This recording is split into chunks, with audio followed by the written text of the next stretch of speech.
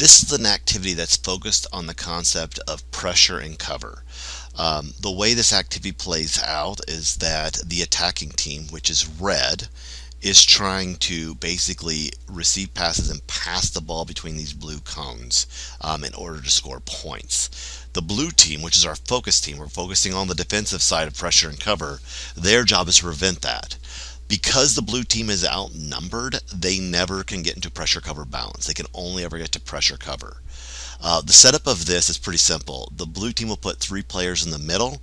I like to push the defenders back to give the attacking team a chance. So I'll tell basically like the player closest to where the ball is going to go in. So the coach is going to put a ball into play, let's say here.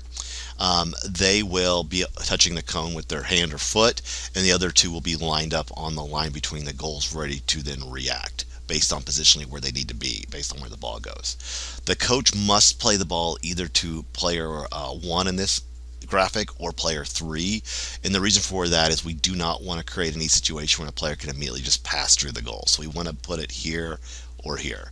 So if the coach puts the ball here, what we'd love for happen is this player says, I have pressure, and they would approach quickly and then try to push them towards control their positionally space where they want to go delay them and then control them.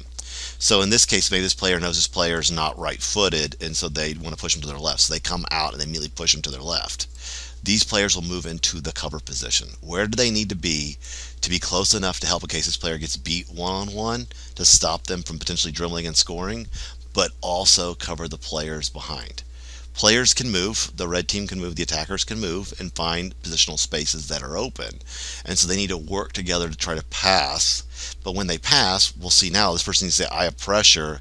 This person needs to say, I've got cover, and move into a cover position.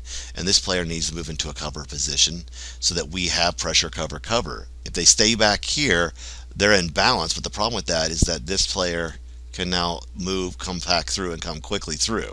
So the defender has to get themselves into that pressure cover position and communicate. Rotationally, let's talk through that real quick. So run this activity for about 1 minute with each group. So probably you'll get 2 or 3 rotations in before you rotate. We want to give them a chance to get used to the activity and get coached a little bit before we rotate them out. So I would do at least 2 or 3 of these. So, coach could play the ball here the first rotation, coach can play the ball here second rotation. Once that happens, then players can basically rotate clockwise. These black represent players that would then step in. So this player would step in on the attack, and attack. And these represent defenders, and they could then step into the space, and these players would go out of the space. One other point is if the defense wins the ball, they have the opportunity to make a quick pass out one of these side goals, and this will allow them they can score a point that way. So the defense has something to shoot for as well, not just defend the middle. Continue play until the ball goes out of bounds or a defense wins this place.